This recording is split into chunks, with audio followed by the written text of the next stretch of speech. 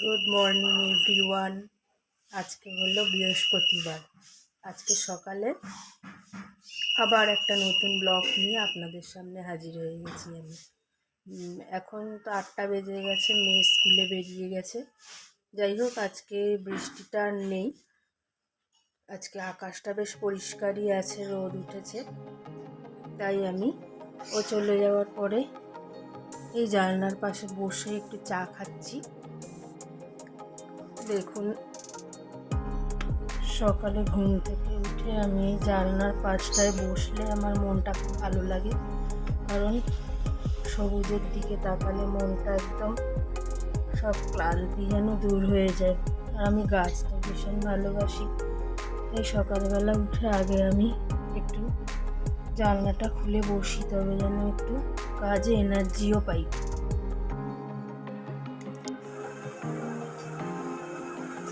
সকালে আমার প্রত্যেক দিনের মতোই কাচাকুচি সব কমপ্লিট হয়ে গেছে, শুধু ছাদে যাওয়া বাকি। মেলতে যাবো, তার আগে টিফিনটা করে নিই। আজকে সকালে আর রুটি করিনি, কারণ আমি রোজ রোজ রুটি পরোটা খেতে পারি না, অসুবিধা হয়। তাই আজকে ভাত আর ডিম সিদ্ধ দিয়ে খাবো। যাই হোক, খেয়ে তারপর ছাদে যাবো, তখন আপনাদের দেখাবো। আমার টিফিন খাওয়া হয়ে গেছে। তারপরে শাশুড়ি বাপের বাড়ির থেকে কাঁঠাল এনেছিল, সেই কাঁঠাল দিয়ে গেল, সেটাও খেলাম। এইবারে বাজার কি এনেছে দেখবো, মাছ ফাছ কাটা শুরু করতে হবে। এই যে বর্ষাকালে কাঁঠাল তো সবাই খেয়ে থাকেন। দেখুন, বেশ বড় সাইজের কাঁঠাল, খেতেও খুব ভালো। বাজার থেকে আজকে এসেছে বাটা মাছ, এই যে জ্যান্ত বাটা, এগুলো খেতে খুব ভালো লাগবে ঝাল করলে।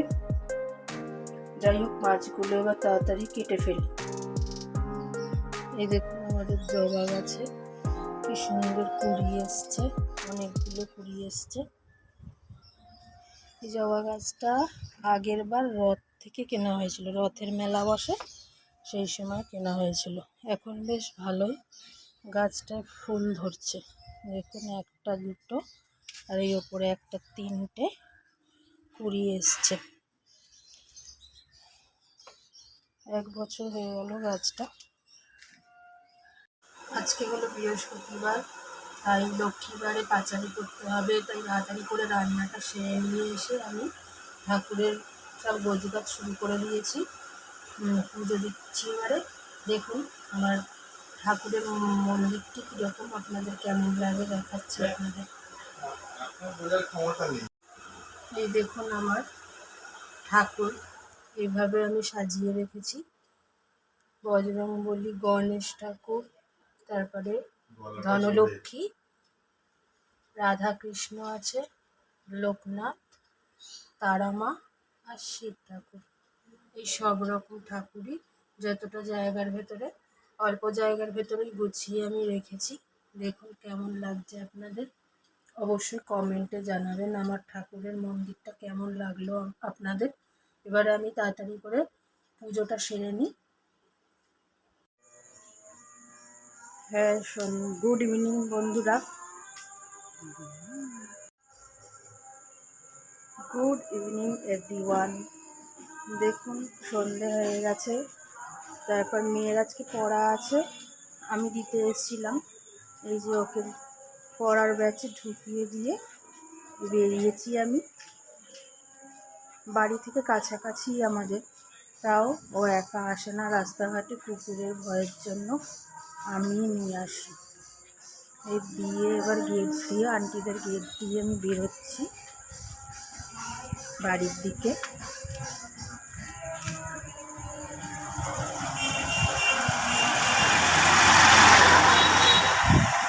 এখান দিয়ে যাওয়ার ভিডিওটা করছি, কারণ আমাদের এখানে একটা মন্দির আছে, এই মন্দিরটা আপনাদের দেখাবো বলে ভিডিওটা করছি। এই দেখুন, মন্দিরটা খুব সুন্দর, রাধাকৃষ্ণের মন্দির। এখানে রোজ সন্ধ্যাবেলা পুজো হয় আর পাড়ার সবাই এখানে আসে।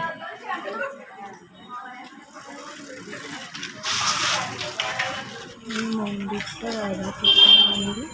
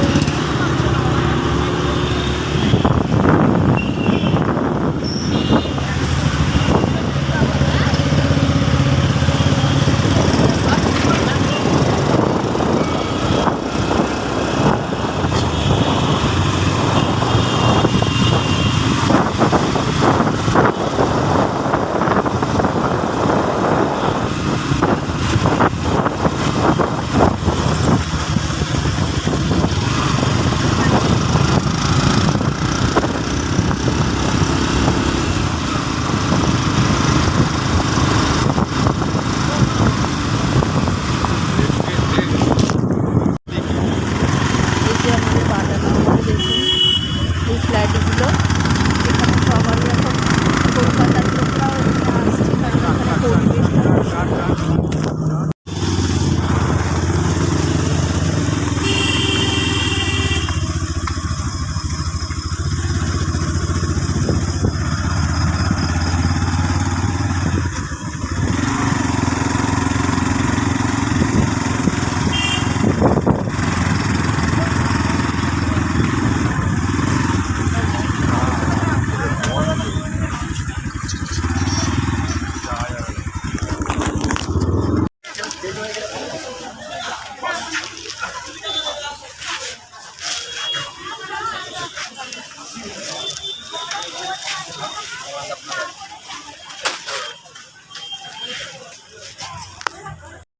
মেয়েকে পড়তে দিয়ে বরের সাথে একটু বেরিয়েছিলাম, বললাম আপনাদের কিছু ঘরে প্রয়োজনীয় জিনিস কেনার ছিল, মেয়ের টিফিন, তারপরে বিছানার চাদর, আরও কিছু জিনিস, সেগুলো কিনে এই সবে ফিরলাম।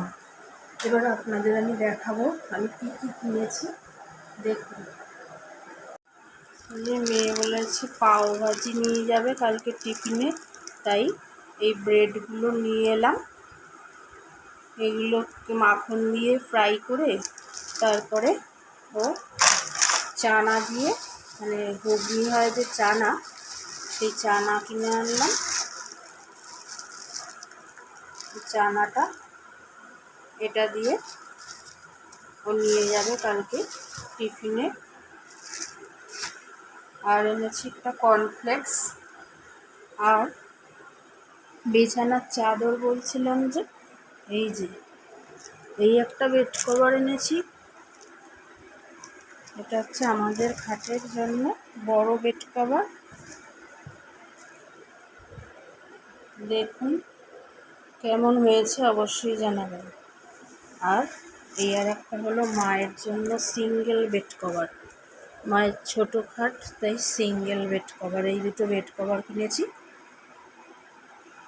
এই কয়েকটা কেনাকাটা ছিল, এই করে সবে ফিরলাম। এবারে তো মেয়ের আসারও টাইম হয়ে গেছে। যাক, আজকের মতো